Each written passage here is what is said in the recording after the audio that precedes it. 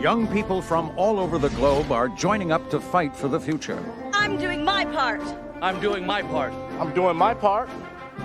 I'm doing my part, too. They're doing their part. Are you? Join the Mobile Infantry and save the world. Service guarantees citizenship. Shh, it's the Film Flamers.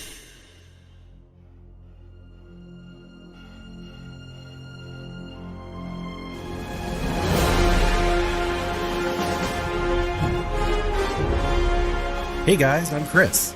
Hey all you citizens and civilians, I'm Robert. And we're the Film Flamers. And we're here with our final edition, at least on the main feed, of our Verhoeven Summer. That's right. We are continuing over on Patreon, though, with Flesh and Blood, which has won our Patreon poll. Hopefully you've been keeping up with us because we started this adventure with Basic Instinct and followed up with Showgirls. And then, of course, last week was Robocop. That's right. So we are progressing through Verhoeven's oeuvre. And they just keep on getting better and better and better. That's true. Although, we started strong. Basic Instinct's really good. Oh, hell yeah. Yeah. I think it's safe to say at this point that Verhoeven makes good movies. Yeah. I would definitely say so. Although, this is, I think, his 15th movie. And so we haven't really seen anything from before Basic Instinct, right? So he had made a slew of movies in the Netherlands. And, of course, we're going to watch Flesh and Blood, which we haven't yet, which is his earliest, his first American film. All right. I'm looking forward to that. But before we do that movie, we have to talk about Starship Troopers, which is a 1997 American science fiction action horror satire film. Directed, as we said, by Paul Verhoeven and written by Edward Neumeier, based on Robert A. Heinlein's 1959 novel of the same name. The story follows a young soldier named Johnny Rico and his exploits in the Mobile Infantry, a futuristic military unit. Rico's military career progresses against the backdrop of an intense war between mankind and an insectoid species known as Arachnids. Neumeier had previously worked with Verhoeven as writer on Robocop back in 1987, like we covered last week, and he had been a fan of the novel since he was a child. Verhoeven, on the other hand, had never read the novel, but attempted to before filming the movie. He didn't make it very far, only reading a few chapters. He claimed the novel made him bored and depressed. But Starship Troopers received mostly negative reviews from critics upon release. However, in retrospect, reviews have become much more positive, with many critics highlighting the film's political satire over the years. The film's iconic score was composed by Basil Polidorus. All right, listeners, would you like to know more? Well, here it is. This is Starship Troopers.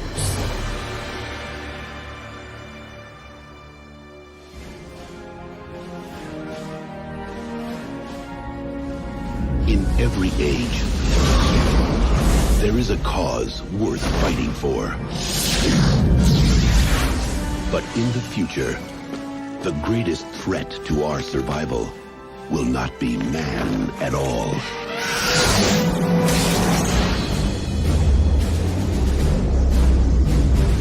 Hey, kid, what's going on? War! We're going to war! Now the youth of tomorrow must travel across the stars to defend our world. We are a generation commanded by fate to defend humankind. Everyone fights, no one quits. We are going in with first wave. You smash the entire area. You kill anything that has more than 2 legs. You get me? We get you, sir! But they will face an enemy more devastating than any ever imagined. Here they come! Mom! Incoming!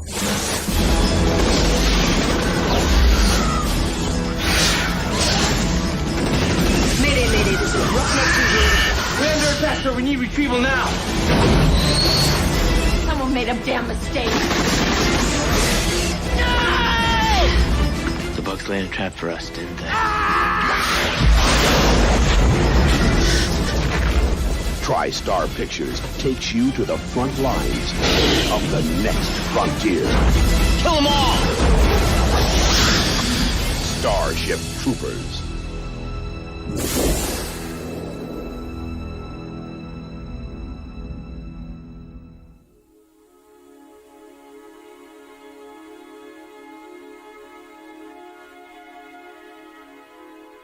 In the 23rd century, humankind has become a spacefaring, planet-colonizing people under the Federation, a militaristic, neo-fascist body of government which rewards its people with greater benefits as citizens, granted through military service as opposed to civilians, which do not. Whilst having surpassed the known solar system, the humans encounter the Arachnids, an alien species hostile to the human presence in the galaxy. Football gymnast Johnny Rico, played by Casper Van Dien, his girlfriend Carmen Ibanez, played by Denise Richards, and his best friend Carl Jenkins, played by Neil Patrick Harris, graduate from high school. Carl and Carmen both possessing strong intellectual skills, which puts Carmen's interest in pursuing a career as a spaceship pilot, and psychic Carl into military intelligence. Having only spent his time perfecting flips in the football arena, Rico does not possess any such skills and enrolls into the Mobile Infantry, the land branch of the Federation's military, but he only joined to be close to Carmen. Rico is disappointed when Isabel Dizzy Flores, played by Dina Meyer, a classmate who has strong romantic feelings for him and a very definite staring problem, enlists and transfers into the same squad as him. During basic training, Rico excels as a soldier and is named squad leader. Carmen, hungry for the Space D, breaks up with Rico, knowing that the distance between the two of them, as well as their aspirations, will make the relationship untenable. During a subsequent live fire exercise, Rico unintentionally gets one of his squad members killed, while another one quits out of guilt. Rico is relieved of command, and he's given a punishment, being paraded around shirtless, tied up, and whipped by the luckiest member of the infantry. Scared from his S&M flogging, Rico resigns from his service and intends to go home. But before he can, his hometown of Buenos Aires, now home to a ridiculous amount of white folks, is destroyed by an Arachnid meteor, killing millions, including his parents. Rico is super pissed and rescinds his resignation, re-enlisting as a private. The Federation unanimously votes to go to war with the Arachnids in response and launches a full invasion of Klendathu, the Arachnid home planet. However, the Federation grossly underestimates the Arachnids and the invasion is reduced to a rout with immense casualties. Rico himself is wounded in action but is mistakenly placed in the KIA list, which Carmen sees and is left heartbroken. Rico eventually recovers and is assigned with Dizzy and the survivors of his squad to the Roughnecks, a special unit under the command of Lieutenant Radchek, played by Michael Ironside, his former high school civics teacher. Rico quickly rises to the ranks of sergeant, also rekindling Dizzy's feelings for him, culminating in the two having Bug Planet wigwam sex, where Dizzy confesses her love for Rico. The Roughnecks are deployed on Planet P in response to a distress call from a Federation outpost. On arrival, the Roughnecks realize that the Arachnids have baited them into a trap and then swarm their position. Dizzy calls for a retrieval, which arrives just as the Arachnids breach the perimeter. By chance, the retrieval ship happens to be piloted by Carmen. During the retreat, Radchek is mortally wounded. Rico delivers a mercy killing and then assumes command. Dizzy is also wounded and later dies in Rico's arms. During a reunion with Carl and Carmen, Rico discovers his unit was deliberately sent to P to assess the possibility of a brain bug on the planet that had been directing the Arachnids and learning how to defeat the humans.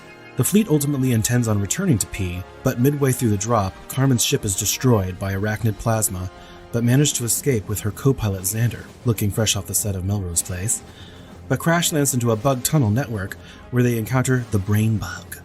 The brain bug uses its long, thick, lubed-up proboscis to fuck Xander's skull and suck his brain. But before it can do the same to Carmen, she Lorena bobbins it with a hidden knife just as Rico and the Roughnecks arrive. With an armed nuclear grenade in hand, Rico rescues Carmen and they are pursued by the Arachnids. Watkins, a roughneck veteran who is wounded in the skirmish, sacrifices himself with a nuke as bait, whilst the rest get away. Emerging on the surface, Rico discovers that Private Zim, his former drill instructor, played by Clancy Brown, has captured the brain bug. Carl arrives and mindfucks the bug, revealing that it's afraid, causing celebration amongst the troops. A propaganda clip then plays, highlighting Lieutenant Rico and Captain Ibanez as model servicemen, encouraging its viewers to enlist. Do you want to know more? No. The end.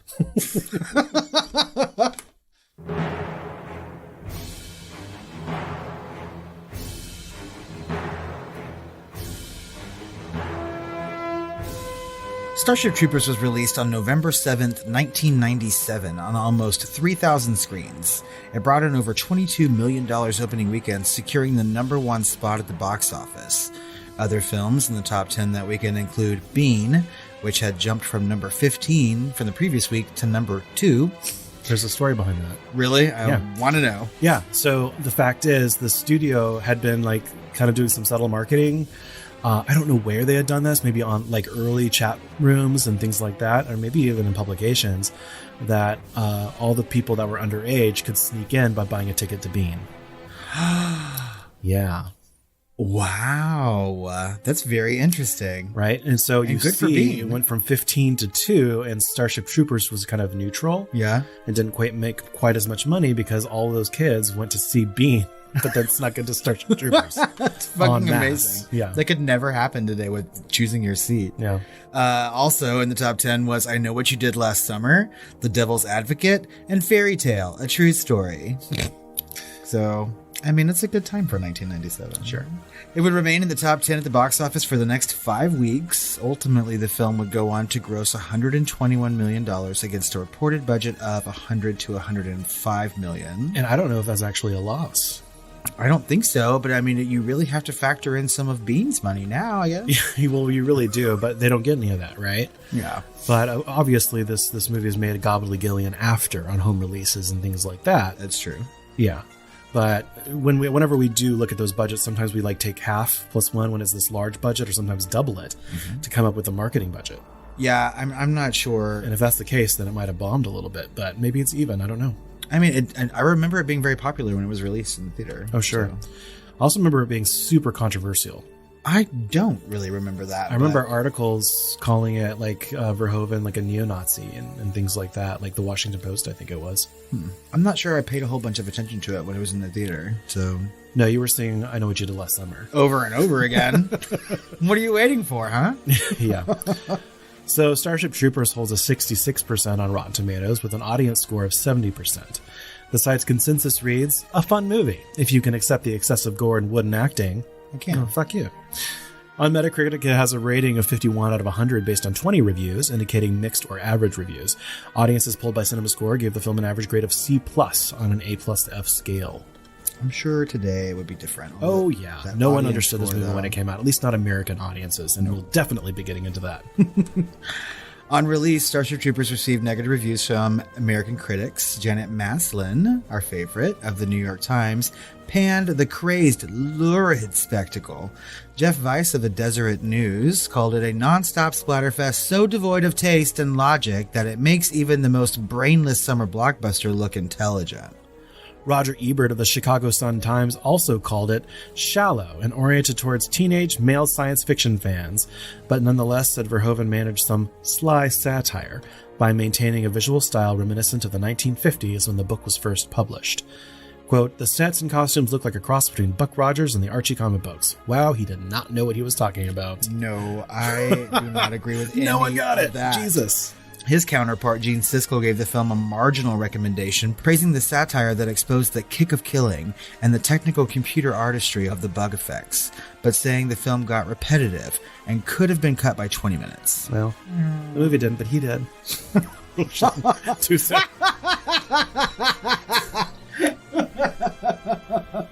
Oh, I'm going to hell. More positive retrospectives of the film finally began to appear in the 2010s, although some in the early 2000s as well.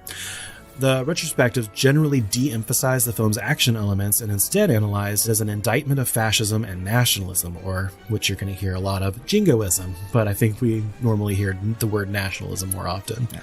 In the 2013 retrospective, Colin Marsh of The Atlantic called the film, quote, a satire, a ruthlessly funny and keenly self-aware send-up of right-wing militarism that critiques the military-industrial complex, the jingoism of American foreign policy, and a culture that privileges reactionary violence over sensitivity and reason, end quote. That is a really great review, actually. Kind of spot on. Yeah. In a 2017 retrospective roundup of the best films of 1997, the AV Club called the film too damn well made for its own good, and said that it confused audiences and critics.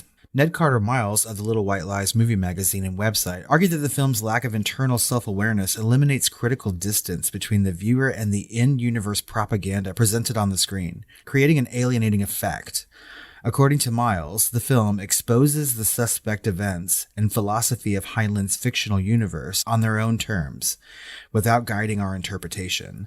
Just like any other echo chamber, the film offers a singular message. And I think that's fair. I think that's a fair critique because so many people, at least in America, were confused by it. Europe got it, specifically the UK, very much got it in their reviews, and certainly the way they marketed the movie. I think the problem with Verhoeven's satire is that he tries to make an engrossing story within the satire that some people can take as an endorsement of the system the story takes place in, rather than admonishment. So a lot of people, especially younger people, just don't get the movie on their first watch, even with all the obvious propaganda inserted throughout the movie. I mean, I certainly did not. Me either. Yeah. The film does have some accolades and legacy, though. It was nominated for an Academy Award for Best Visual Effects. At the Blockbuster Entertainment Awards, it was nominated for Best Male Newcomer for Casper Van Dien and Best Female Newcomer for Denise Richards. What? No love for Dina Meyer? I know. She's so good in this movie. Mm-hmm. At the Saturn Awards, it was nominated for Best Science Fiction Film, Best Director, and Best Writing. And it won Best Costumes and Best Special Effects at the Saturn Awards. But at the Stinker Awards, it was nominated for Worst Picture. But it did not win, so. That's right. The film has spawned 4 sequels, including 2 live-action films, Starship Troopers 2, Hero of the Federation from 2004, which was actually directed by Phil Tippett.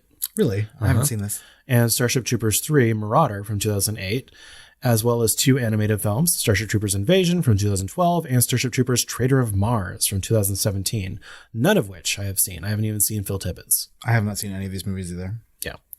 There was also a 1999 spin-off CGI animated half-hour television series entitled Roughnecks, Starship Troopers Chronicles, which ran for 8 story arcs and ended on an unresolved cliffhanger. In December 2011, film producer Neil Moritz announced plans to remake the film. In November 2016, Columbia and Moritz announced the writing team of Mark Swift and Damian Shannon had been signed to pen the screenplay. Verhoeven has expressed skepticism of the proposed remake, citing reports that it draws heavily from the original fascistic and militaristic 1959 novel, which is weird for him to say that. I mean, he doesn't want them to remake his movies. That's true. Like Robocop. Right? Robocop, he said, I think I should die before you make this. I should be dead before this movie is remade. For real. It's going to happen, Paul. You're just going to have to let people do it. So let's get into it. Let's talk about the differences from the novel a little bit and the satire of fascism. Have you read this book? No, I haven't. Have you? I have not. I've read some Heinlein. Did you read like Stranger in a Strange Land or like... No, or like The Puppet Master. Okay. Right. But I've never read Starship Troopers. Yeah, same here.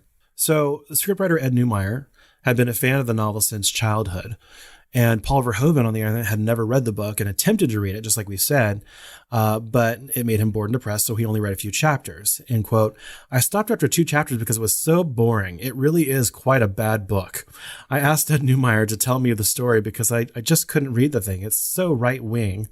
And this is ironic because, of course, Heinlein is not a fascist, right? And in fact, there are some ideas in there that he, like, at the time...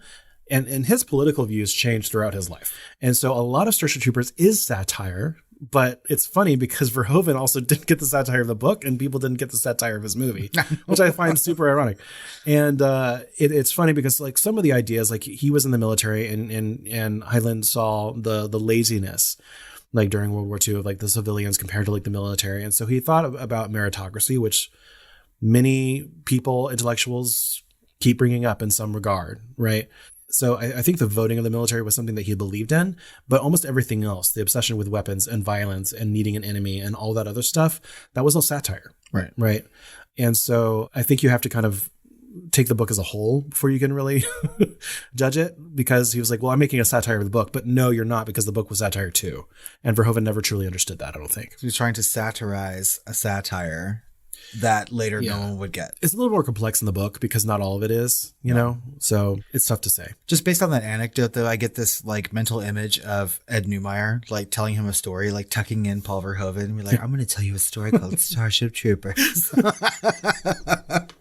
So there are actually a lot of differences between the film and the 1959 novel. And so while the novel has been accused of promoting militarism, fascism, military rule, the film satirizes the concepts by featuring bombastic displays of nationalism, as well as news reports that are intrinsically xenophobic and propagandistic. Yes. Which is super obvious. That's right. I mean, like, even as a kid, I would notice something like that. Yeah, and I did. I watched it. This movie came out when I was 14. You know, and I kind of understood but I thought it was kind of the tone of the movie. You know what I mean? Right. So in a 2014 interview on the Adam Carolla show, the actor Michael Ironside, who read the novel as a youth, said that he asked Verhoeven, who grew up in the Nazi-occupied Netherlands, "Why are you doing a right-wing fascist movie?" And Verhoeven replied, "If I tell the world that a right-wing fascist way of doing things doesn't work, no one will listen to me. So I'm going to make a perfect fascist world. Everyone is beautiful. Everything is shiny. Everything has big guns and fancy ships. But the only thing it's good for is killing fucking bugs." I would love to be on set with him, actually. Yeah. So the film includes visual allusions to propaganda films such as Why We Fight or Triumph of the Will, and wartime newsreels, and the symbols and certain clothing styles of the Federation are modeled on those of the Nazis, which is super obvious, right? Yeah, spot on, kind of. Yeah, and Verhoeven stated in 1997 that the first scene of the film, an advertisement for the Mobile Infantry, was adapted shot for shot from a scene in Leni Riefenstahl's Triumph of the Will from 1935, specifically an outdoor rally for the Reich Labor Service. Oh my God. Yeah. So all of this is super intentional. And other allusions to Nazism include the Wehrmacht-inspired uniforms and insignia of the field-grade officers, military intelligence working uniforms reminiscent of Mussolini's black shirts, Albert Speer's style of architecture and its propagandistic dialogue, like "violence is the supreme authority." So in his DVD commentary, Verhoeven said that the film's message is that, quote, "war makes fascists of us all," end quote. He evoked Nazi Germany's fashion, iconography, and propaganda because he saw it as a natural evolution of the United States after World War II, and especially after the Korean War. He said, "I've heard this film nicknamed All Quiet on the Final Frontier," which is actually not far from the truth. No. Right. So a lot of people guess like this is like an alternate reality where the Nazis won. Right. And Verhoeven has actually gone on record saying, no, this is the future reality of America. You know, if America's nationalism movements and things like that kind of pick up as a natural progression. And it seemed actually kind of prophetic, right, with the war on terror after 9/11 and all of this stuff, and all of these scenes in the desert kind of are reminiscent of our, you know, fights in Afghanistan and Iraq, et cetera, et cetera. And so that's when this movie started to get a little bit more critique. And I can totally see that, because when you're looking at this movie, right, and we're watching things unfold in Buenos Aires, of all places, the beginning of this movie, right? Mm-hmm. And everyone seems incredibly American, right? Oh, yeah. Nothing in that like country or that city look anything remotely like they do now, or even in the past. Absolutely. Right? It's like America has like taken over the entire globe, right? Yeah. I can see what he's doing with all these things. They're in Buenos fucking Aires. I mean, and even like when they're having these conferences in Geneva and stuff like that, everybody who's talking, everyone who's there seems very, very American. Yeah. So yeah, I mean, it's right in front of your face. Yeah. And I mean, you're seeing some of the things like in the propaganda and in the media, and certainly things neighbors are saying, like the only good Muslim is a dead Muslim, things like that back then after 9/11. And, you know, there was like this rallying cry, like things like caused these nationalist movements, you know, and who can say what America would be like today as a beginning snowball effect, you know, if 9/11 had never happened. It'd be interesting. And I get what he's talking about after like the Korean War too, because I know that whole period after World War II was super, super like nationalist for America, and continues to be today. Yeah. So, I mean, we're holding our hands over the heart and everything. I mean, my God. And the Pledge of Allegiance before school every day, like all this stuff. That's right. Yeah. So Verhoeven says the satirical use of irony and hyperbole is playing with fascism or fascist imagery to point out certain aspects of American society. Of course, the movie is about, quote, "let's all go to war and let's all die." What's more American than that? Yeah. I mean, my take is that fascism needs enemies to justify itself. And the more different categorically, like different races or religions, or in this case, different species, the better, to justify the war through racial or societal superiority or both. individuals are expendable to service society. And, I'm starting to think about all of the original critique that this movie got, as well as some of Robocop. Robocop's was a little bit easier to digest, I think, versus this. People really get lost in the story. And I'm wondering, just like in Robocop, does Verhoeven really need like a genre-savvy character in his satires? Does he need someone, in the military camp, listening to Jake Busey play the stupid neon violin and saying, "Are we the baddies?" I mean, it would certainly help the fucking audience. I literally just tattooed a skull on my arm. Am I the baddie? Let's all do it together and we spit this fucking liquor on it while you're getting it. I mean, yeah, they're super ready to go down to that planet and start killing things, right? They know their enemy, like full on. They've been fed it probably their entire lives, right? Yeah. You look back at the class that he's taking, right? That civics course, right? Led by his future, leader. Yep. And I mean, like, he is literally filling his head with propaganda and nationalism and ideas that he doesn't share at home with his family, right? Yeah. So it's clear. And I feel like you're right. I mean, like, we experience this stuff today too. Like, I feel like certain individuals will clearly single people out, right? Like, we're both gay people, you know what I mean? And we're considered the enemy throughout lots of places in our country or beyond. Sure. So I don't know. I feel like we're hearing people on Fox News now that they're putting on, say, kill them all, kill all the gays, kill their parents, apparently now. Oh my God. Yeah. I just heard about that, which is stupid. It's so stupid. But yeah, I think that in this movie in particular, I don't think that he needs a genre savvy character in Robocop, like you said, because it's easier to digest. I feel like on first viewing of this movie, or why people pick it up, maybe not now, but in the past, it was all about spectacle, science fiction spectacle and action, which it has a lot of. But maybe having that one person like calling to question the actions of things. Yeah, and it's interesting that you made me think of something else, because we almost get that perspective a little bit more often with the good police or the good people in the street, or different perspectives. We get the criminal perspective, we get like the white collar criminal perspective, we get the police perspective, we get a lot of different things, right? In this movie, there's almost no other perspective than everyone that's wrapped up in this bullshit. I know, except for his parents. That's right, and they do not have a whole lot to say except for like kicking him out and then dying. Yep. So we're just left with nobody to question the actions of a gigantic military and a gigantic federation. Yeah, exactly. So, like I said, I was 14 years old when this came out in theaters, and I understood it was making fun of propaganda, but I didn't really get the satire. What was your first experience? I mean, obviously, I'm a little older than you, and so I didn't see this in the theater. I watched it when it came out on video because I was working in a video store, right? Mm-hmm. And I had known people who saw the theater and really, really liked it. They didn't mention anything about satire. What were you waiting for, huh? I know, right? I just could not stop myself in 1997, apparently. But when I watched it for the first time, very much like you, I could see what they were doing, right? Yeah. Like, it was clear propaganda films throughout this movie, but other than that, like I really just, I didn't think he was making satire. I thought he was just talking about the similarities between like what was going on in this movie and like Nazism, right? World War II. Mm-hmm. Maybe like an allegory per se, right?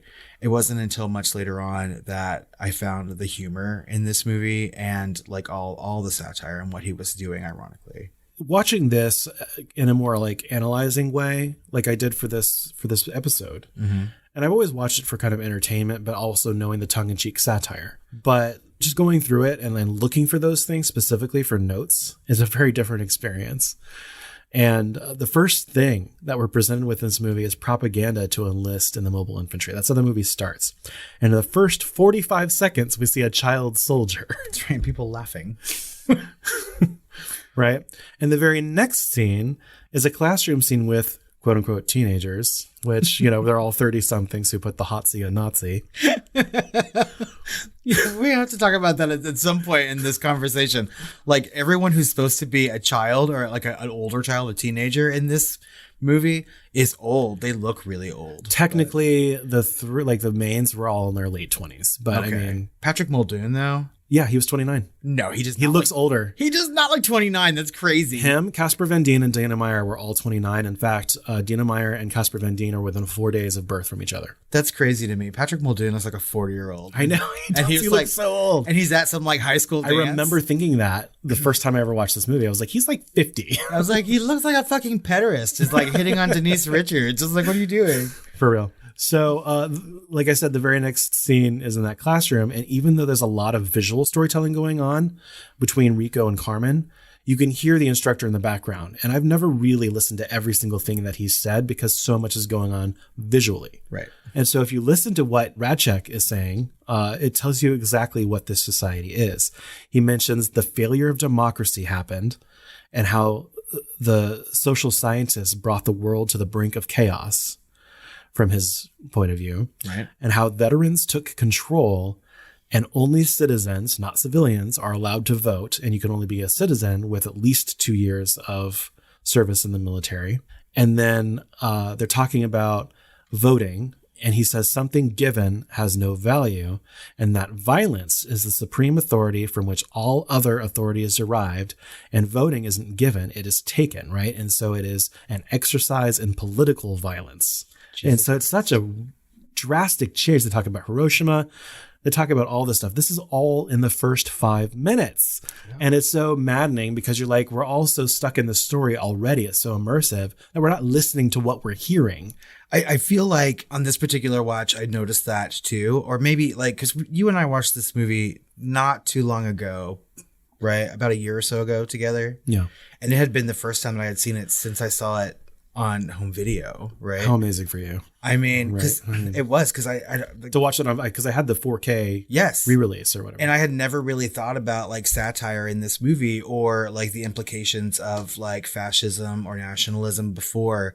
With this, we had talked about it, you know, kind of, and I just was like, oh, I didn't really enjoy that movie the first time I watched it, and then we watched it, and all these things start to like pop into my head, right? Yeah. But this time, I was listening to his lecture, and I was like, that's crazy. And just like with Robocop, I'm like, how far off are we from this, like right fucking now? I mean, every time I turn around, I feel like democracy's failing in the country I live in. Well, this is super poignant even today, right? Yeah. And so is Robocop. I mean, it just keeps on giving us gifts. The gifts keep on coming. It's like Verhoeven Christmas instead of Verhoeven summer. Yeah. And so back at that high school, right? I mean, he's kind of beating us over the head a little bit, right? Mm-hmm. The only classes we see at this school seem to be preparing them for war. Civics is about the justification of violence. Biology with Rue fucking McClanahan somehow. Golden Girl herself is all about understanding the bugs and how to kill them. And their football seems excessively violent and warlike. And flippy. Flip 6-3 hole. Do a flip 6-3 hole. You can win. I don't understand that game. I'm just like, I'm trying to get, I don't understand football anyway, but like. I think it's called jump ball, technically. Oh, Jesus. Right. So it's a cross between football and gymnastics. Well, obviously, but yeah, jump ball. Yeah. He's just flipping over everybody. We also find out with all the signs on the high school and everything that we're in Buenos Aires. And it's just like a sea of white people. Now, there are minorities. Yes, there are. Around, but they're very minority. Yes. A minority of minorities. Yeah. I mean, yeah, I really picked up on that this time. And I'm not quite sure I did on the other watch that we did about a year or so ago. But I was like looking at the signs, I'm like, Buenos Aires. I was just like, my God, they're all white. Although they all have some sort of like Hispanic type name for the most part. They do, which is kind of concerning. Yes. And then later, like I feel like the most mixed up it gets is when he gets into the military, because there's like a couple of black people and there's a couple of like Latinx people, et cetera, on, you know, his squad alone. So it gets a little bit better, you know, but I think that we're really going for a point here, you know, even in the book, the main character, Johnny Rico, is actually Hispanic. Really? Yeah. Well, I mean, that's good. I mean, for what I got from this is that like, America had so colonized the globe that, I mean, obviously like names and things like that will stick around. You know, there could be people like, you know, marrying other races and things like that. And so you're left with names like Rico, Ibanez, Flores. It's a huge clue, right? And because Heinlein wrote it that way, because that's where a lot of the Nazis went. Argentina. Oh, that's right. That's true. Argentina and Brazil. Mm-hmm. right? They're all boys and girls from Brazil. I did not even think about that until just now. You're right. No, yeah, that was done super intentionally. Right. And so, I mean, the only way they could be more intentional is if like, hey, this is Ghana, Africa or something, and it's like a sea of white people. We also find out that citizenship makes it easier to get a license to have children. That's right. And it's scary how much I agree with some of that. But I was just about to say, I was like, you know what? I think that's okay, though. So, I mean, if anything we take out of this movie, please get a license to have children. Well, it's scary. Some of the things that it kind of makes you gut check some of the things that seem, at least on the surface, attractive to you. Some form of meritocracy is attractive to me, quite honestly. If I have to work so hard as a gay man, like jump through millions of fucking hoops just to adopt a child or have one biologically, why is it so easy and legal for, 2 16-year-olds to accidentally have one for free? Sure. And so some of these things are a little attractive to me, but probably for the wrong reasons. And so it kind of makes me gut check. And I think that's exactly what this movie is trying to do. Make you gut check a little bit. Yeah, I agree with that. I don't find a whole lot in this movie attractive, just certain things. But yeah, I mean, now that you mention it, it's probably for the wrong reasons. Although I'm still not going to check myself. So. Yeah. And of course, we see a lot of our own American nationalism and patriotism or blind patriotism and things like that. But throughout the movie, we get all these propaganda films outside of the story. Those are just things that were inside the story, right? And so throughout the movie, we get a lot of different things in the propaganda films. We get child soldiers, which is a huge no-no, right? That's a fucking war crime and a humanitarian crisis. It's true. We get handing kids guns. Fully automatic burrito. Who wants to hold it? And they're fighting over it and handing out bullets.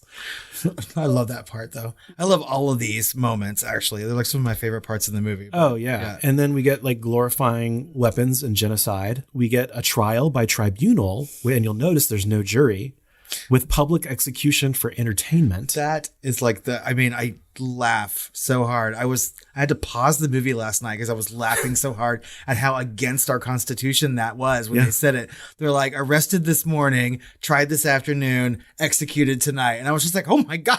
Yeah. That's fucking scary. terrifying. A murderer was captured this morning and tried today. Guilty.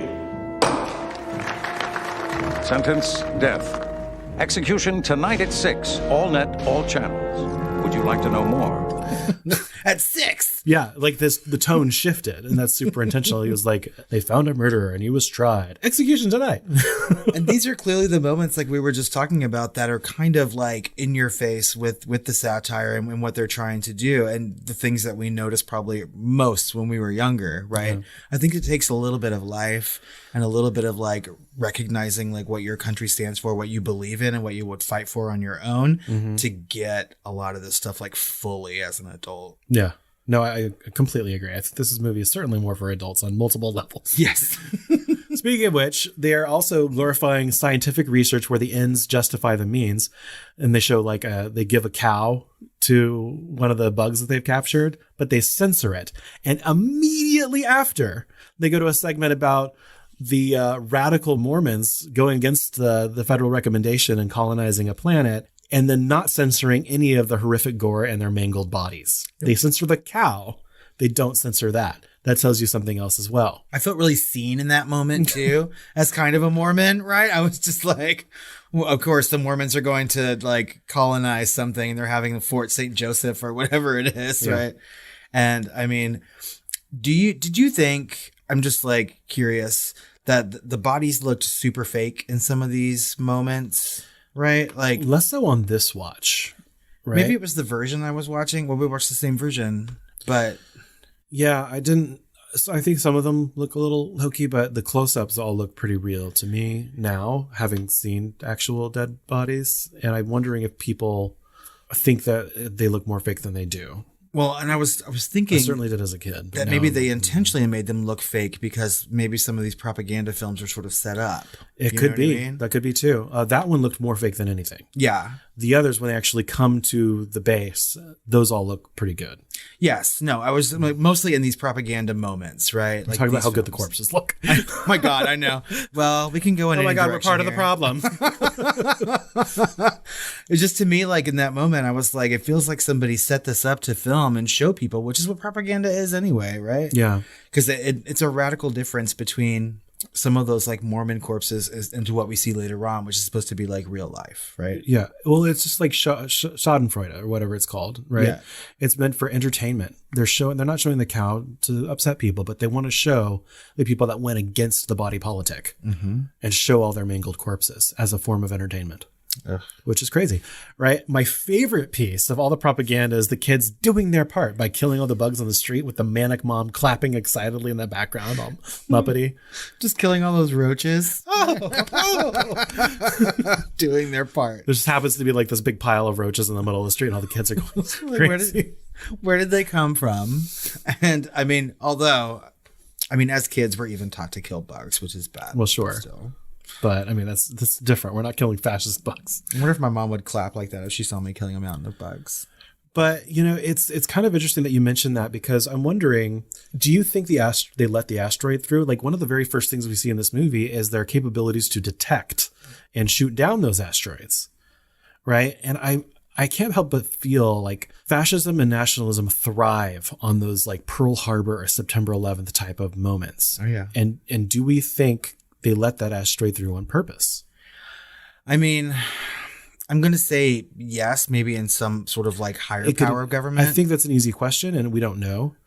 But it's like the fact that it comes up as a question, that it could be 50-50. Yeah.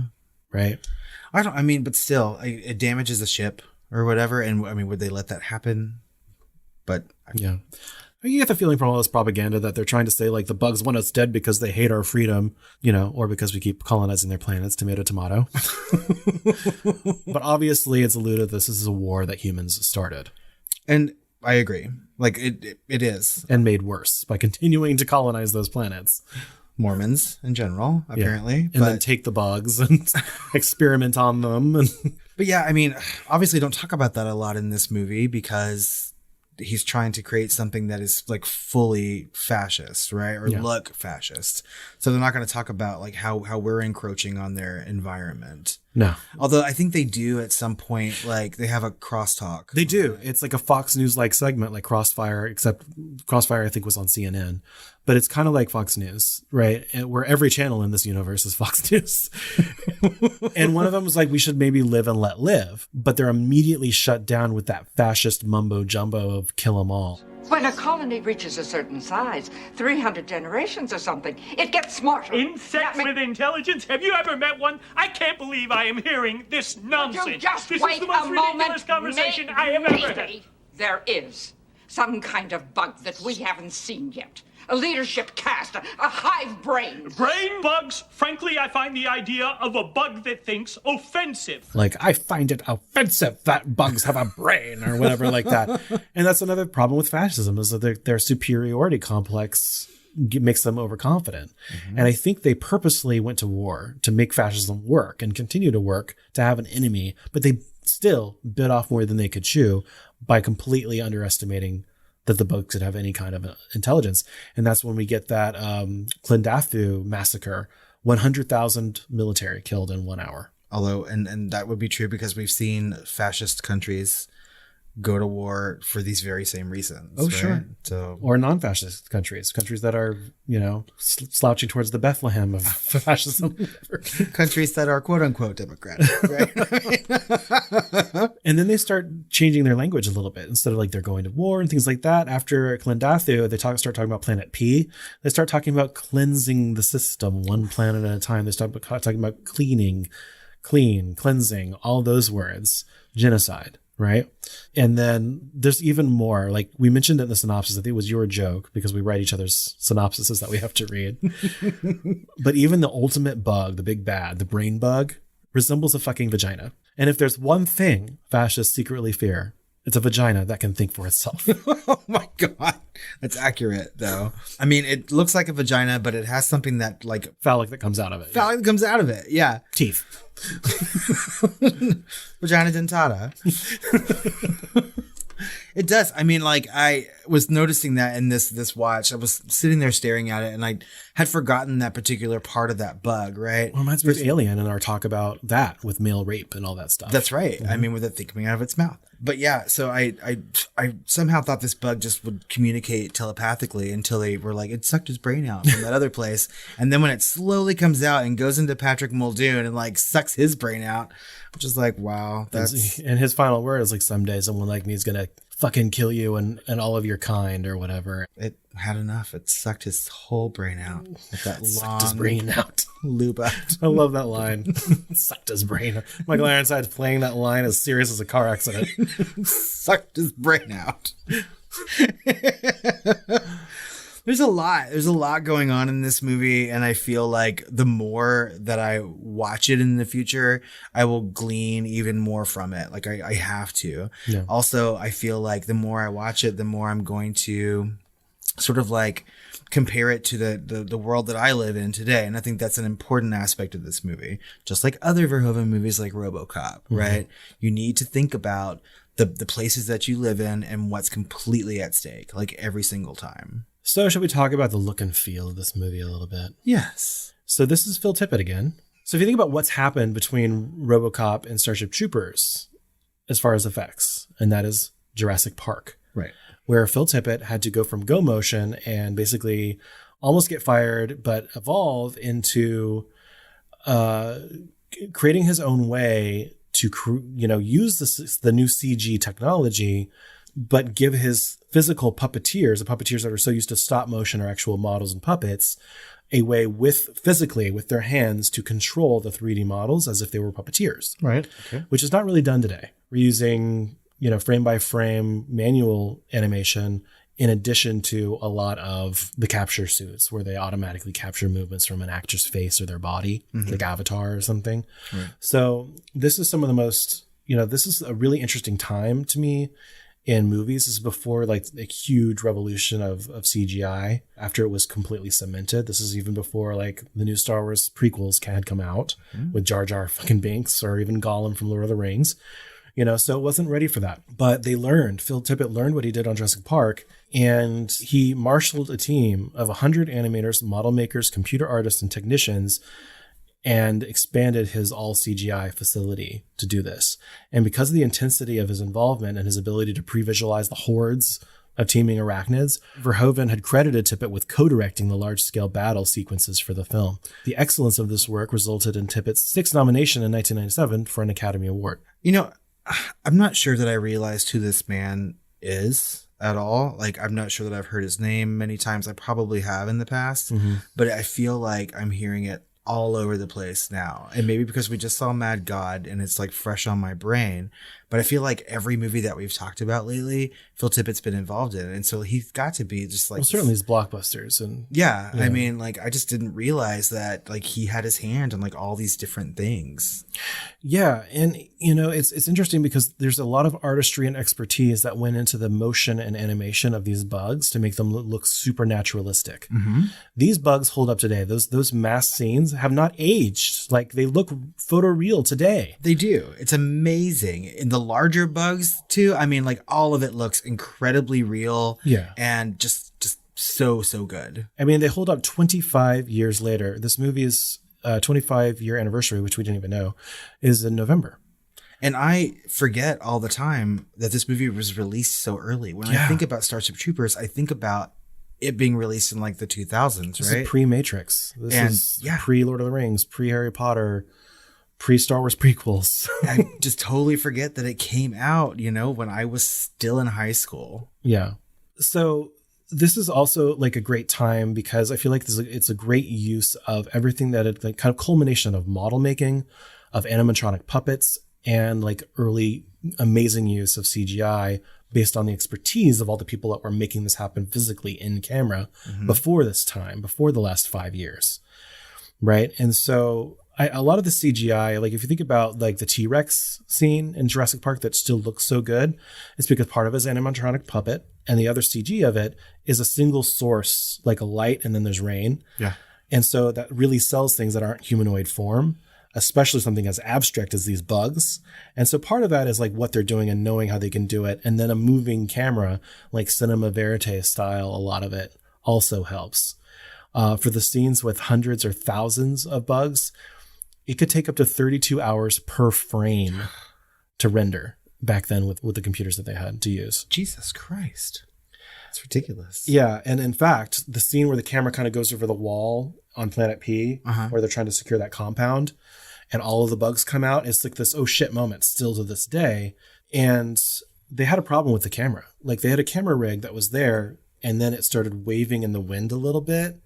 And they had to match every one of those bugs with every little wave of that camera. It wasn't just a simple pan or a zoom or moving the camera.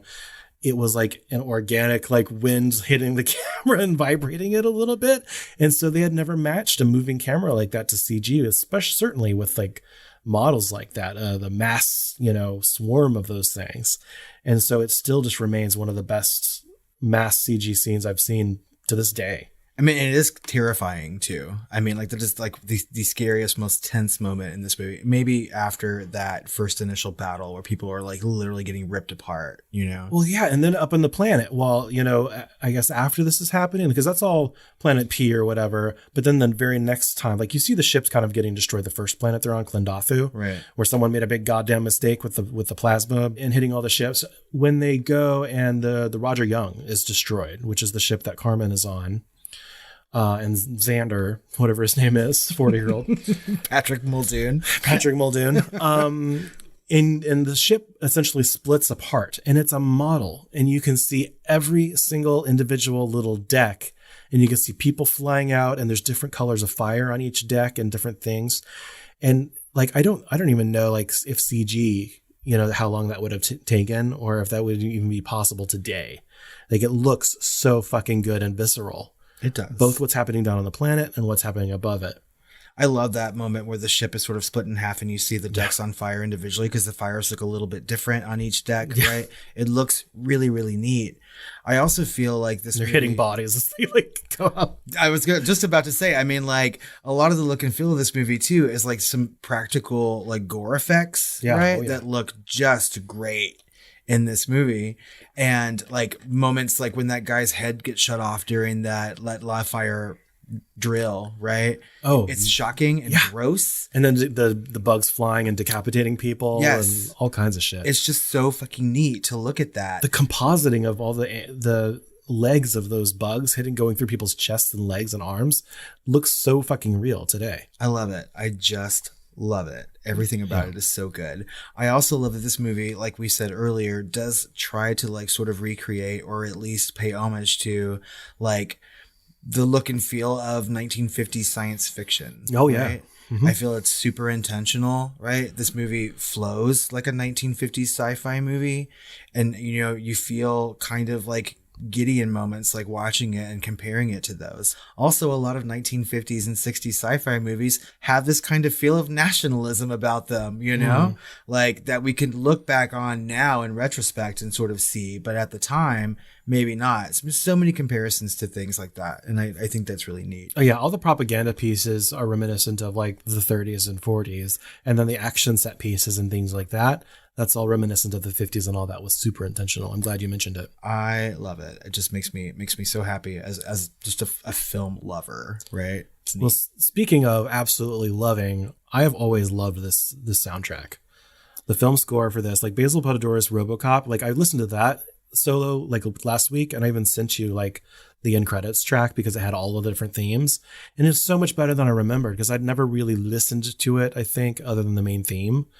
But the whole soundtrack is amazing for Robocop, and this just blows even that out of the water. It's one of my one of my top 5, if not top 3, soundtracks for film scores ever made. Wow, it's so good in isolation. And listening to it, watching this movie is amazing. My favorite track is "The Destruction" of the Roger Young, actually.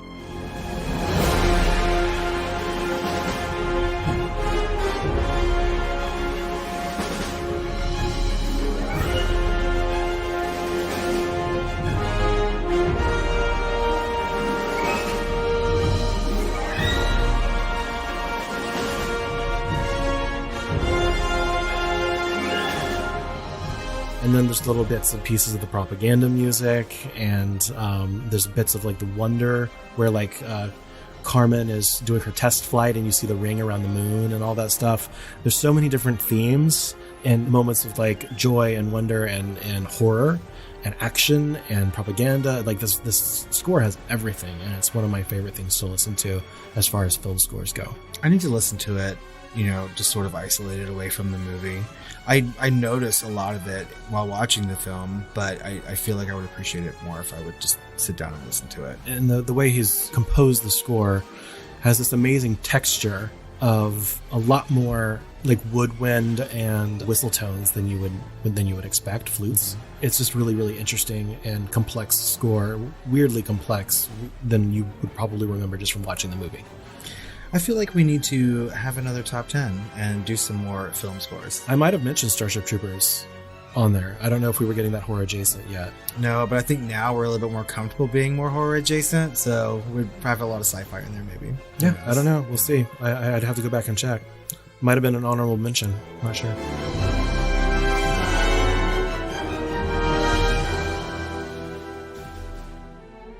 So I think we've talked a lot about the themes and how well technically this movie was made, but we can't get by without mentioning how fucking stacked this cast is. For real, I feel like every time I turned around, I was like, oh my God, there's somebody else who was like just about to explode in popularity after this movie was released. I don't know. Casper Van Dien, he's still best known, I think, for Starship Troopers.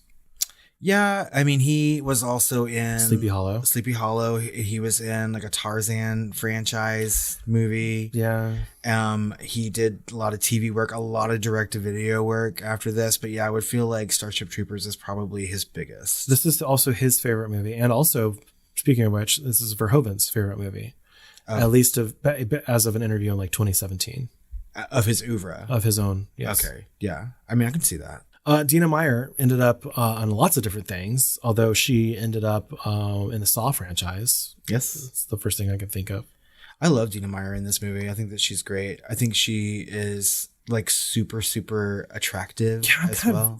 And she has a lot of character. Yes. She has an aura about her. And like, it's kind of weird thinking about how she didn't just blow up. Yeah. In Hollywood. I was thinking about that last night because I was comparing her to Denise Richards, right? Who we've talked about on this show many times. Yeah. And I was just like, God, I mean, like, given my druthers between the two, I mean, if I were ultimately straight, I would be like, Dina Meyer all the way. Like, clearly she likes him a lot more than Denise Richards does.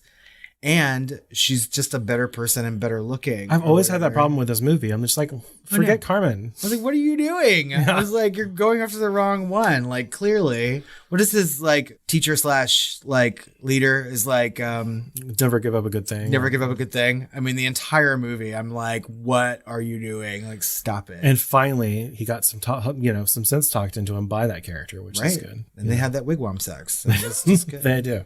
I think, like, one of the parts of this movie that I find kind of eye-rolling, but also really fun and melodramatic at the same time is her death scene, right? I'm sad when she dies. I'm sad when she dies, but it's so goofy because she's like, I'm dying. And he's like, no, you're going to be okay. And then it's just like, I feel like it should end with him like wailing into the ether or whatever. I was just like, it's so melodramatic to me. She says something else too. And she says, don't let me go. Yeah, it's melodramatic. Don't let go, Jack. I thought that was melodramatic too. Maybe I just have a problem with I'm the king of the world, Jack. Dying in their arms. I'll never let go. Yeah. Oh, no, because she was like, well, at least I got to have you. Or something like that. Come on. Maybe I'm just way too cynical. I'm probably viewing it through a nostalgia lens, too. That makes me view everything a little bit more seriously, too. But I dig that scene. I'm always sad when she dies. I wanted Carmen to die. I mean, I'm sad when she dies because I like the character. I just wish that it wasn't so soap opera-y. Yeah, well. And I normally like that shit. So then we've got the Hotsy Nazi Denise Richards. Hotsy Nazi. Who we keep covering, right? She was in Wild Things and then Drop Dead Gorgeous and this. I feel like we're going to just work through all her body of work at some point. Well, someone's got to. I mean, we're just going to change it's a side podcast. A Denise Richards podcast. I thought she was going to blow up too after the 90s and she never really did, which sucks. I feel like she's way famous. I mean, if we're talking about like Casper Van Dien and Dina Meyer, I think Denise Richards was way more famous than they ever were. For a bit. Yeah. I still think that people know her, though. I mean, I think if we walked out in the street and said Denise Richards, they'd be like, sure. And if we said Casper Van Dien, they'd be like, come what? Yeah, Denise, sure. But also partly because she married Charlie Sheen and that whole debacle. That's true. You know, and then she was on reality TV. But of the core group of friends, of the four kind of friends from high school, obviously the household name, the biggest star, is one of our most important gays. Mm-hmm. And that is Neil Patrick Harris. That's right. As Carl Jenkins. Is one of our most important gays. I remember being shocked to see him because I remembered him from Doogie Howser. I feel like he had gone away for a very long time before this movie came out. Well, he was a kid, you know. Yeah. I think he was still like the youngest of all of them even. He looked young in this movie. He did. And wow, like he did good. He did a really good job. He's swimming in those Nazi costumes. Oh my He's God. so like frail looking, Yeah. You know? He's such a twink in this movie. But fucking Neil Patrick Harris. Yes. Which is so random. I mean, loved it. But good. I like him in this movie. And fucking Jake Busey. Aw. Yeah. Jake Busey. I haven't met him, but I've met his father. Jesus, you survived. Barely. I barely survived. I was just trying to do my job. He looks like a beaver. Stop. I enjoyed him in Identity, I think in 2003 or 4. I have not seen that. I've seen the movie one time. I saw it in the theater. And I liked it. I need to watch it again. Yeah. And then the wonderful Clancy Brown. Always wonderful. Just so good. I remember, like, it's funny because he was the main bad guy in Highlander. Unrecognizable, by the way.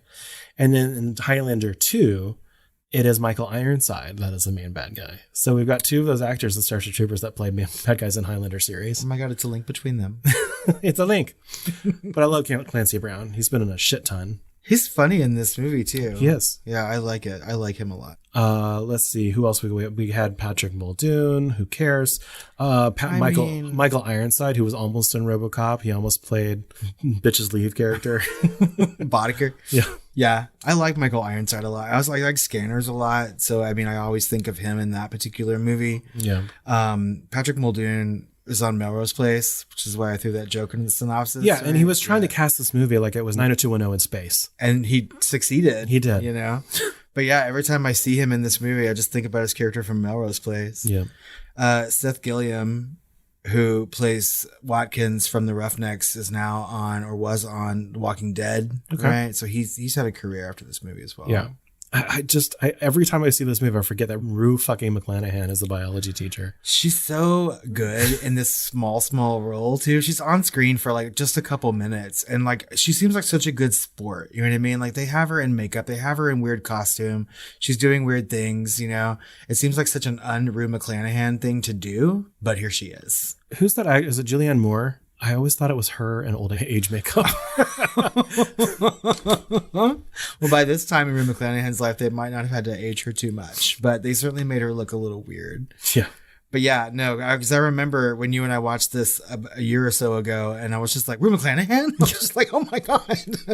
Yeah. And then, you know, we've got some of the other people that I don't really recognize their names, although Dean Norris was in Breaking Bad, and he plays one of the commanding officers on the base. I still haven't seen Breaking Bad. Oh. I know. Anyway, I've got some fun facts. All right, lamb on me. I'm sure there's going to be some great ones in here. So James Marsden, Keanu Reeves, Mark Wahlberg, Josh Brolin, and Jason Priestley were considered for the role of Johnny Rico, and Nev Campbell and Rebecca Gayheart were considered for the part of Carmen, but both were busy doing Scream 2. That entire list is just like 90s vomiting actors. I mean, Jason Priestley, like really? Yeah. Although, I mean, I can kind of see it. What makes me most excited out of that list probably is Mark Wahlberg. I think I'd like to have seen that. I think even Matt Damon went for this, but he wanted someone really Nazi looking. So, and pretty. If they weren't pretty enough, he didn't care as much about their acting, I don't think. Is that what Rotten Tomatoes calls it? Wooden? Maybe. There is some wooden acting in this. There is. I mean, yeah, it's they're not wrong. Yeah. So the singer at the graduation party is actually Basil Polidor's eldest daughter, Zoe. I was going to so when I was watching this last night, I was like, I had to make a mental note to Google who this group is, because I thought maybe he had chosen some random 90s girl group to do it. It's on the soundtrack. That's neat. Yeah. Okay. If you can find the soundtrack, It's not on Spotify and it's not on like YouTube Music anymore. Huh. For whatever licensing thing, but you can find it on YouTube. But Right. You can find anything who on knows for how YouTube. long. Yeah. So director Paul Verhoeven and stars Dina Meyer and Casper Van Dien confirmed that Verhoeven and cinematographer Joost Vacano, yet again from Robocop, shot the co-ed shower scene in the nude themselves on a dare from Dina. So on the day of the shoot, Verhoeven had asked the cast to do a little fashion show without fashion so they could get comfortable being naked. And when the cast was reluctant to disrobe, Verhoeven asked them what the big deal was, to which Dina responded, "Paul, if it's no big deal, why don't you do it?" So quite unexpectedly, Verhoeven got undressed, as well as Vacano, who had been raised in a nudity camp. After an initial shock, and Casper Van Dien reportedly yelled, "Oh God, Dina, why?" And a good laugh from the cast, the scene was filmed without problems. So literally this is being shot and directed by naked crew. Naked Paul Verhoeven? A naked cinematographer. They do seem strangely at ease in that particular moment, and maybe that's why. I mean, it's similar to the RoboCop locker room scene, but this is like to the nth degree. Like they really are just like talking, hanging out, coming and going, and just like being naked with each other. You know what I mean? Well, Verhoeven found it strange. He said, "Americans get more upset about nudity than ultra-violence. I am constantly amazed about that. I mean, I haven't seen any sex scenes in American film that are anything other than completely boring. A bare breast is more difficult to get through censors than a body riddled with bullets." And that is true today as well. Well, if you go to Europe today, even like a hotel in Germany that might have like a wet area sauna or something, it's co-ed. Yeah. And so that's kind of a European thing anyway. I always joke with my mom because when I was younger, she used to make me cover my eyes, right? When there were naked people on TV or movies, but not when it was really violent. And I was just like, you made me love horror movies and you made me a homosexual by making me not look at breasts. My mom was kind of the opposite. She was with violence was hesitant. And then with the body, generally it would be, not in all ways, but generally the attitude was it's natural. Yeah. Right. Which is, I think, a lot more healthy. Sex is natural, violence is not. As much, I mean, I completely agree with you. Like, I wouldn't, if I had kids, I wouldn't make them close their eyes. And that's how things are rated in Europe, actually, right? Yeah. So the more violent things are rated, but if there's sex or nudity, it's okay for general audiences. Not in America. Make it as violent as possible and slap a G rating on it. Yeah, it's so weird. So during filming, Jake Busey, who played Ace, suffered heat stroke while working all day in the 120-degree desert sun, and this stopped production for a week. When he recovered, several large holes were cut into his uniform so that he could cool off. Many other cast members' suits had this modification as well in order to prevent further cases of which on average, there were 25 people per day being treated for heat stroke during that filming. I don't doubt it. This was filmed in like the American desert, right? Wyoming, yeah, I believe. So, I mean, it gets hot.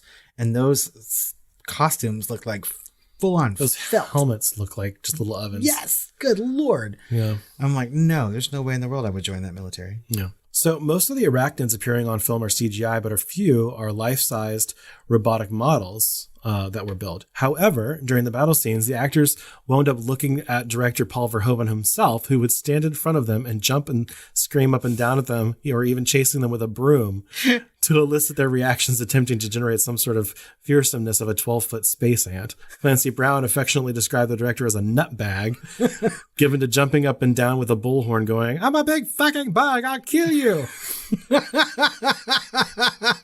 I loved him. He was so much fun. Now I know why Elizabeth Berkley is jumping up and down so much in fucking Showgirls, because clearly that's how this man directs his actors. For real. It's like, jump up and down, shake your breasts, you're dancing. I just see him up and dancing with his head up in the sky and his arms. No, twirl around the pole like this, I'll show you. Yeah. And I'll get naked too. And I'll get naked. I'll ice my nipples if you do. I'll lick that pole.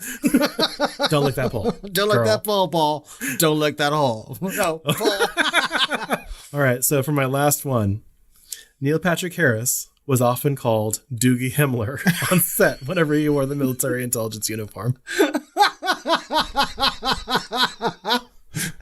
He's swimming in it. Doogie Himmler. I mean, he's all serious in these scenes, and then it looks like they found a coat like 3 sizes too big. For real. Okay, those were really fun, and I feel like I know Paul Verhoeven a little bit better. But we have some questions that we need to ask about Starship Troopers, like we do about all the movies that we cover here on the Film Flamers. And we're going to start with, Chris, are you a civilian or a citizen? I'm a civilian. I'm a civilian, too. Yeah. I mean, if everyone's joining the military and voting en masse, they're probably going to make decisions that I don't want to make, and I'm going to lose anyway. Yeah. So, yeah. But seriously, though, is Starship Troopers a horror movie? Yes. Clearly. It's also many other things. Yeah, I mean, it's lots and lots of things, but this is a horror movie. Yeah. I feel like, in a way, more than the other movies of Verhoeven's that we've talked about over the last 2 months, right? Like, clearly, this movie's about giant bug aliens that are ripping people apart. There's lots of gore in this movie, right? I mean, and the effects are super gnarly. And I mean, it's just clearly a horror film. It's a monster movie. Yeah. A 1950s monster movie. Yeah. Were you scared while watching Starship Troopers? I'm sure I was the first time around. And certainly there's tense moments. Yeah, I mean, there are, when they finally get to the planet, right, and like all the bugs are coming and killing people, like it is a super tense moment. There were some moments when I was watching this for this particular rewatch, and I would find myself like sort of not paying attention maybe, but like the minute that people are getting ripped apart, right, like I'm sort of glued to the screen and on the edge of my seat. Or even backing up from the screen a little bit when they start swarming, you know, or when the ships are trying to like slowly fucking dodge those massive plasma bursts or whatever coming up from the surface of the planet. And you're kind of like moving in your seat to try and like dodge, you know, but they're all getting ripped apart both on the surface of the planet and above it. And there's a lot of tense moments. And there's nothing more horrifying than thinking, who in the hell would let Denise Richards like fly any of these fucking spaceships? I mean, like, come on. Yeah, there's a lot of like gut wrenching kind of moments where you're just like, ooh, you know, like, and you kind of tense up a little bit. Certainly when the captain gets like hit in her stomach with that door, you know, and trying to escape. And I think a million other moments in this movie. The most shocking to me, and I think the one that I jump at traditionally, is when that guy gets shot during that, like, yeah, that one's a big jump. And then also the when the phallic thing comes out of the big brain bug and just like hits into the top of his head because they're not sure what it's going to do. And then it sucks out and hollows his cheeks and his eyes roll up, and it's like a really Muppety kind of effect. But some Muppety Patrick. Yeah. But he was Muppety anyway, so it kind of works. A little bit. Yeah. So, but yeah, I mean, definitely lots of these moments. So out of 5 stars, what would you rate Starship Troopers? I give it 5 fucking stars. There's some wooden acting and stuff. Like I keep thinking like maybe this is a 4.5 because there's some things, you know, that are not perfect, but it's all done so intentionally and it works for the film as a whole. Like it only does it to serve the story that they're telling and the satire and the over the topness of it. And with all its moving parts, it is greater than the sum of its parts. And I think for what it is perfect. If you had asked 18-year-old me, right, you know, when this movie was, you know, released in the theater and eventually on video, no, the first time I saw it, I would just like, no, this movie's just okay. I would say like maybe 3.5 to 4, maybe closer to 3.5. Sure. But like on the last couple times that I watched it, like a year ago and now, this is a 5-star movie, like fully. I think this movie is just fucking perfect. It's fun to watch. It's got something to say. It's not boring. You know what I mean? It's got everything that I want in a fucking monster movie. And I have a good time watching it and thinking about it. I love these science fiction action horror films that have a message. Mm-hmm. You know, Aliens, Robocop, Starship Troopers, like those are all like great, you know, movies about the expendability of humans in the face of, you know, corporate greed or nationalism or fascism and things like that. They're perfect. It is. And I mean, like for me, like watching something that's like this sci-fi-ish, right? I mean, like it's kind of unheard of for me to give it such a high rating. Although this movie, I think, transcends a lot of genre, which we already talked about. But finally, and some would say most importantly, and maybe difficult in this particular movie, who's the hottest guy in Starship Troopers?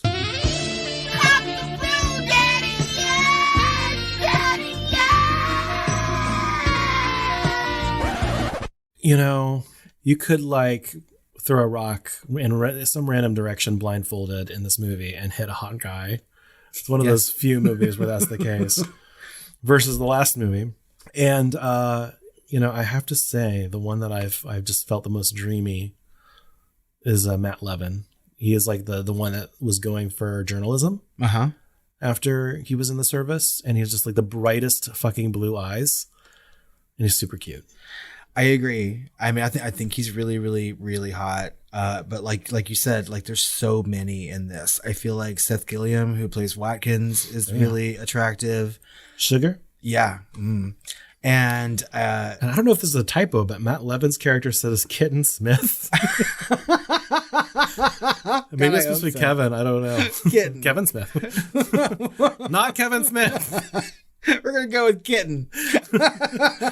Ultimately, though, I feel like Casper Van Dien is super fucking hot. I just can't help myself. When I was a teenager, I thought that he was like the dreamiest thing in like the history of dreamy men. You know what I mean? He looks like a Ken doll to me. He looks so plastic compared to He does. He doesn't look real. No. He's so beyond like over attractive to me that it just loops back to like non-entity. I don't know. I just can't help it. And I feel like, you know, in that scene where he's being punished and they have to like strap him up and he looks like super buff and that guy walks up and he's like, put this in your mouth. And I'm just like, my God, Casper Van Dien's hot. Put this in your mouth. Yeah. I think that just about wraps up our conversation on Starship Troopers. As always, we'd like to know what you think about this movie and our conversation.